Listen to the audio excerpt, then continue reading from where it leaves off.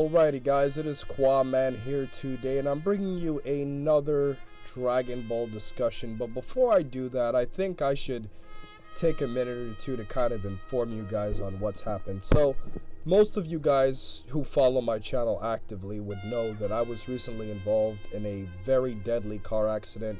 My car is completely destroyed. I had to be taken to the hospital, and everything involving the accident, from the physical injuries, the financial stress, and all the mental stress having to deal with all this, it's really pushed me back. And I really appreciate the fact that Mike from Laughing Stock Media, Danny Geekdom, Jax Blade Jordan, all of these guys have been pretty much filling in on my channel. And I think they've done a phenomenal job, but I really feel like I need to come back, guys, because although I'm in a lot of pain right now and a lot of stress, I just feel like you guys subscribe to this channel for me, and that's what you're going to get. So, in today's video, I'm going to be giving you an article analysis from Tristan Cooper on Dorkly.com, which is going to be called 5 Dragon Ball Z Fan Theories That Make Way Too Much Sense. So without wasting any more time, let's get straight into this video. So the first analysis that Mr. Cooper puts here is the fact that Frieza lost to Goku out of sheer laziness. Now, how much relevance does that fan theory have? In essence, it's actually 100% true.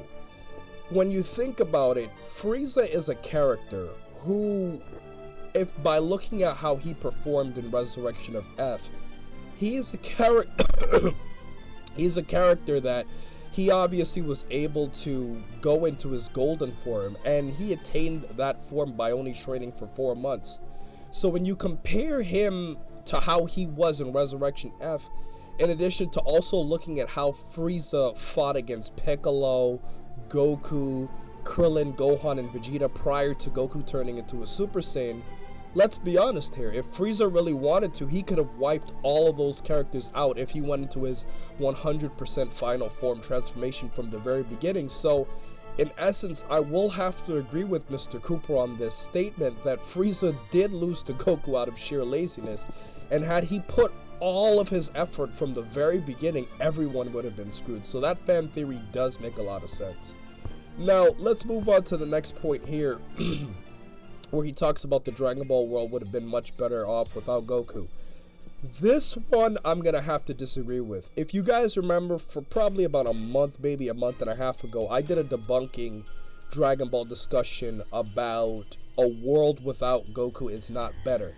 And the argument that I use is that yes, Goku did attract a lot of villains in the Dragon Ball series. Yes, Goku did, in essence, I guess you can say, cause a lot of the problems that took place with the Dragon Ball series. For example, later on, during the Trunks saga, I should say, Goku and Vegeta had the chance to obviously use the Dragon Balls to locate Gero, and their Saiyan pride kicked in because they really wanted to fight him. In addition, Goku could have killed Vegeta, and, he didn't do it because of his Saiyan pride. So, Goku has made his fair share of mistakes. But the one thing that I really feel that's left, unanswered is the fact that a lot of the major Earth threats that took place, they wouldn't have been solved if it wasn't for Goku. Now, Tristan uses the argument similar to what Patricia Hernandez used many months ago in saying that Bulma's a genius, so her and Dr. Briefs would have had like a technology war against Dr. Gero and his androids. But the thing that I should point out here though, guys, is let's look at it from the perspective of the Earth's Z fighters.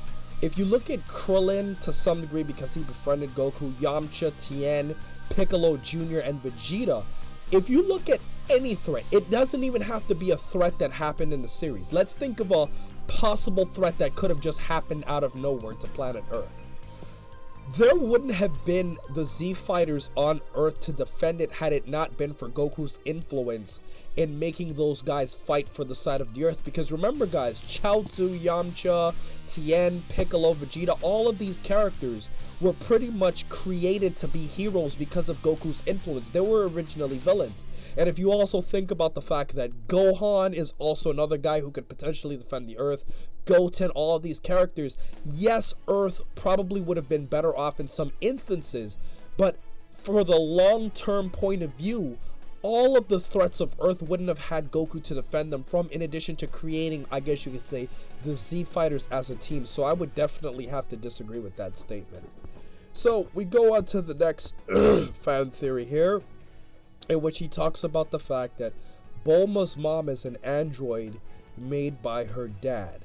Now, here's the very interesting thing here, guys. There isn't a lot of evidence to really support that fan theory, but I can see why somebody could think about this.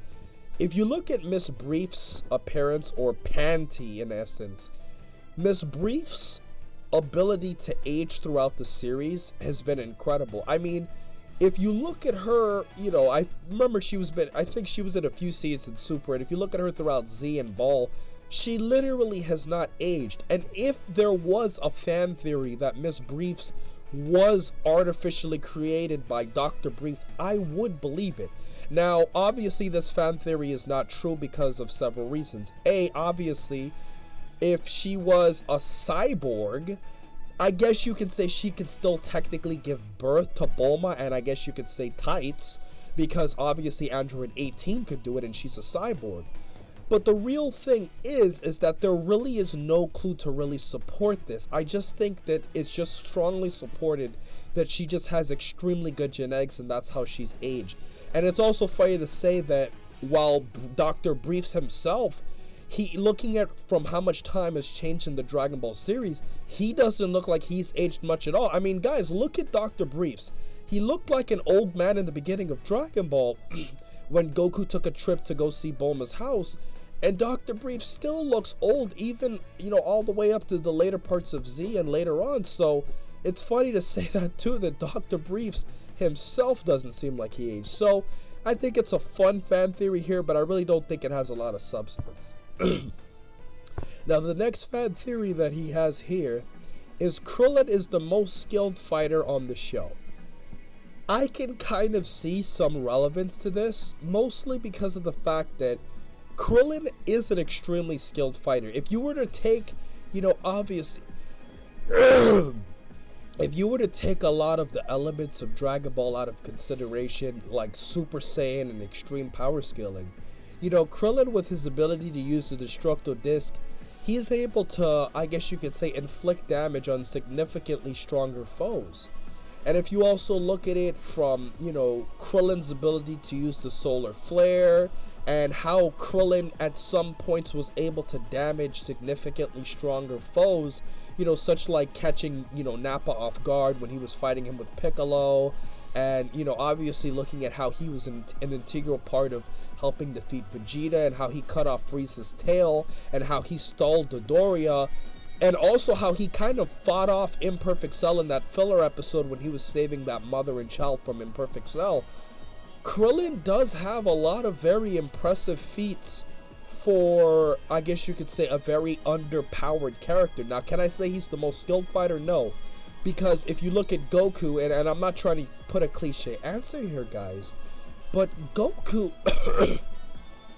Goku is a character that, if you look at all of the abilities that he has, in addition to also being so strong, and in addition to having so much experience fighting in both the other world, and all, you know, if you took in more of the anime only, you know, flashbacks and stuff, and if you look at the way Goku's trained with so many people, I would still have to say Goku's the most skilled fighter. It's a cliche answer, but I still think that this guy brings a good point in saying Krillin's very strong, and very, very, very unique for his lack of power.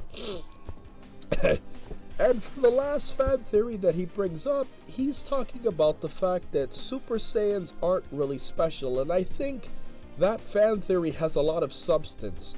Let's use The Incredibles as an example here, guys. In The Incredibles, Syndrome made a statement that if everybody had superpowers, then nobody would be super. And I think that kind of applies for the Super Saiyans. The Super Saiyan transformation really isn't special. Because if you look at the Saiyan history, and obviously looking at what we see now in Dragon Ball Super, it seems like the Saiyans just never went through the circumstances necessary to really become a Super Saiyan. Goku, with all of the Zenkai boost and with the motivation and all the circumstances that he went through, was able to achieve it. And obviously Vegeta was able to achieve it too. And then if you look at Gohan, Gohan trained with the Super Saiyan and Goku, so he was able to learn it. And if you look at future Trunks, if you go by the manga, not counting the anime, the history of Trunks, if you go by the manga, future Trunks knew how to go Super Saiyan before, you know, Gohan died. You know, the anime kind of changed it up to make it seem like he needed Gohan's death to become Super Saiyan, but he already knew how to become a Super Saiyan even before Gohan died. So if you're looking at all those characters, they pretty much trained with characters that knew how to go Super Saiyan, and then Goten and Trunks were just the anomalies to the equation. But in essence, it does hold a lot of substance to say that if anybody's properly trained, the whole Super Saiyan transformation is not special because anybody could really learn it. So yeah, I would definitely have to say that's definitely a very important point too. So with everything said, guys, I think that's been, you know, my analysis for today. I think Tristan Cooper brings up some interesting points, and I'm really interested in hearing what you guys, you know, have to say in the comment section below today. I tried my best to to sound, you know, good for you guys in this video today, and I really appreciate all of the love and support that you guys have given me, you know, over this point in time. I'm going to be recording all of my videos from here on out. There's one video that's already been pre-recorded by Geekdom that's going to be coming out probably next week. But besides that one, guys, you're going to be hearing me throughout all of these, even if I'm not, you know, in the best condition to do it. I just feel like I have to do this. So with everything said, please remember to rate, comment, and subscribe. And remember, as I always say, to have a great day, guys. And thanks for all the love and support.